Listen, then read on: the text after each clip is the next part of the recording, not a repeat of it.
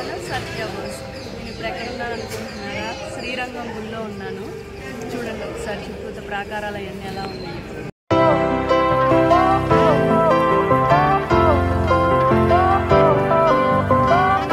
శ్రీరంగం టెంపుల్కి 3 ఎంట్రన్సెస్ ఉంటాయి.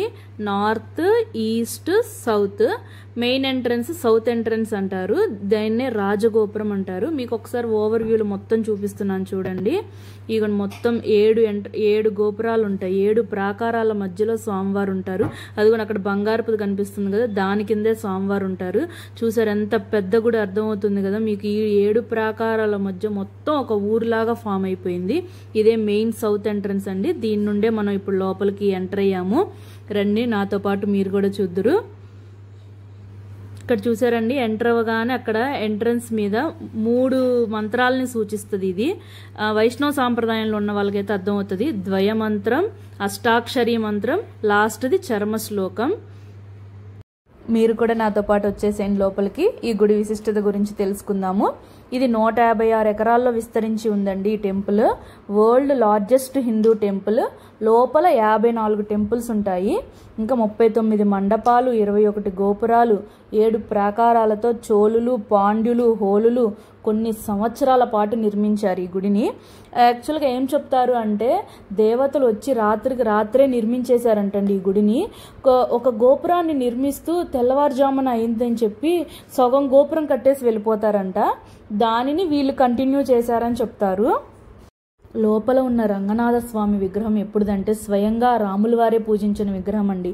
రాముల వారు లంకను జయించి అయోధ్యకు వెళ్ళాక ఒక్కొక్కరికి ఒక్కొక్కటి అప్పగిస్తూ ఉంటే విభీషణుడు నాకు ఆ విగ్రహం కావాలి అని కోరుకుంటాడండి. స్వామివారు ఆ విగ్రహాన్ని విభీషణుడికి ఇచ్చేస్తారు. కానీ చుట్టూతో ఉన్న ప్రజలు బాధపడిపోతూ ఉంటారంట, అయ్యో మనం స్వామిని చూడలేమే, లంకకు తీసుకెళ్లిపోతున్నారే విభీషణుడు అని చెప్పి. అయినా స్వామివారు విభీషణుడికి ఇచ్చేస్తారు. ఇచ్చేసి మార్గం మధ్యలో నువ్వు ఎక్కడైనా నేల మీద విగ్రహాన్ని కింద పెడితే అక్కడ ప్రతిష్ఠించబడిపోతుంది విగ్రహం అని చెప్తారు. అయితే సంధ్యావందనం అయిందని చెప్పి మార్గం మధ్యలో విభీషణుడు ఒక అతనికి ఇచ్చి సంధ్యావందనం పూర్తి చేసుకొని వచ్చేలోపే ఎవరికైతే ఇస్తారో ఆ విభీషణుడు ఆ విగ్రహాన్ని కింద పెట్టేస్తారండి. అక్కడ స్వామివారు ప్రతిష్ఠించబడిపోయారు. అదే ఇప్పుడు మనకి శ్రీరంగం అయ్యింది. భూలోక వైకుంఠం అండి. ఆ రంగనాథ స్వామిని మనం కల్లారా చూస్తే గాని మనకి ఆ తనివి తీరదంటారు. చెప్పినా సరే, ఇప్పుడు యూట్యూబ్లో ఎన్ని చూసినా ఎంత చెప్పినా సరే మనకు ఆ ఆనందం అనేది కలగదండి. చూస్తేనే కలుగుతుంది. అబ్బా ఎంత పెద్ద విగ్రహం అంటే ఎలా ఉంటారంటే స్వామి, అసలు నేనే వర్ణించలేకపోతున్నాను. మనం చరిత్రలో చదివే ఉంటాము, చూసే ఉంటాము. ఎన్ని పుస్తకాల్లో ఎన్ని దేవాలయాల మీద, మన హిందూ దేవాలయాల మీద దండయాత్రలు జరిగినాయి అని చెప్పి. దాంట్లో మెయిన్గా శ్రీరంగం గుడి కూడా ఒకటండి. మెయిన్గా మొహమ్మద్ తుగ్లక్ అనేవాడు ఈ దండయాత్ర చేయడానికి వస్తే పిల్లై లోకాచార్యులు రంగనాథ స్వామి విగ్రహాన్ని తిరువనలై అనే ప్లేస్కి తీసుకెళ్లి సుమారు 55 సంవత్సరాల పాటు అక్కడే స్వామిని భద్రపరిచారండి. తర్వాత తీసుకొచ్చి పునఃప్రతిష్ఠిస్తారు. 55 సంవత్సరాల తర్వాత రంగనాయకి అమ్మవారికేమో అడ్డంగా గోడగట్టేస్తారండి. మీరు చూస్తే లోపల 2 అమ్మవారి విగ్రహాలు ఉంటాయండి. ఒకటి ఏంటో అమ్మవారి విగ్రహం లేదా అని చెప్పి తర్వాత కాలంలో వేరే వాళ్ళు ఒక అమ్మవారి విగ్రహాన్ని ప్రతిష్ఠిస్తారు. కానీ ఈ గోడ వెనకాల ఏముందా అని చెప్పి తెలుసుకుందామని ఆ గోడను పగలగొడితే వెనకాల రంగనాయకి అమ్మవారు ఉన్నారంటండి. అందుకుని ఇప్పటికి కూడా 2 అమ్మవారి విగ్రహాలు ఉంటాయి గుడి లోపల, రంగనాయకి అమ్మవారి గుడి లోపల. ఇప్పటి వరకు మనం గుడి చరిత్ర గురించి తెలుసుకున్నాము. ఇప్పుడు గుడి లోపల ఏమున్నాయో చూద్దాము. ఇది గరుడాల్వార్ సన్నిధండి. మనిషి రూపంలో ఉంటారు. చాలా పెద్దగా ఉంటారు. చేతికి కాళ్ళకి గోళ్ళు కూడా ఉంటాయి. ఇక్కడ నుంచి దర్శనానికి క్యూ లైన్ స్టార్ట్ అవుతుందండి. లోపల రంగనాథ స్వామి దర్శనానికి ఇటు పక్క రైట్ సైడ్లో తిరుక్కచ్చి నంబి దేవాలయం ఉంటుంది. మేము లోపలికి వెళ్ళి దర్శనం చేసుకొని వచ్చేసాము. ఫోన్ ఎలో చేయరు కాబట్టి. గుడి బయటకు వస్తే రంగనాథ స్వామి టెంపుల్, మ్యూజియం ఉంటాయి. 1000 పిల్లర్ టెంపుల్.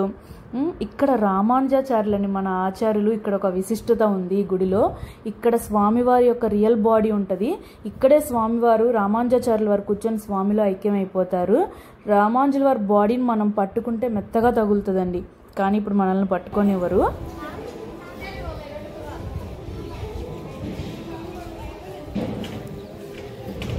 ఇదే పార్థసారథి పెరుమాళ్ టెంపుల్. ఇది పిళ్ళై లోకాచార్య టెంపుల్.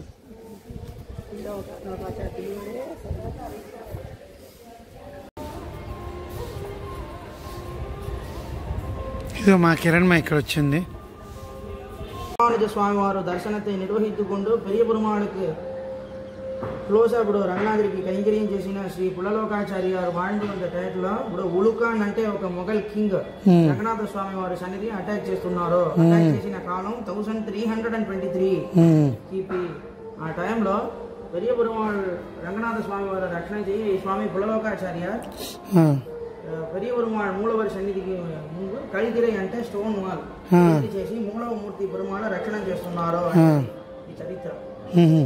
ముందు ఉన్న శ్రీ ఫ్రంట్ లో స్టోన్ వాల్ ఫ్రంట్ లో ఒక డూప్లికేట్ రంగనాథ స్వామి విగ్రహం ఇచ్చారు. ఆచార్యులకు రియల్ రంగనాథ స్వామి ఉత్సవ Perumal and Mahalakshmi in Pallak to Madurai and Acharya travelled towards south side to Madurai ఈ చరిత్ర చెప్తున్నది. ఓకే ఆచార్య కృపణలో శ్రీరంగకి ప్రయాణం చేసి మధురైలో ఉలువు వేస్తున్నారు చరిత్ర. And Ranganatha Swamy return back to Srirangam 1300.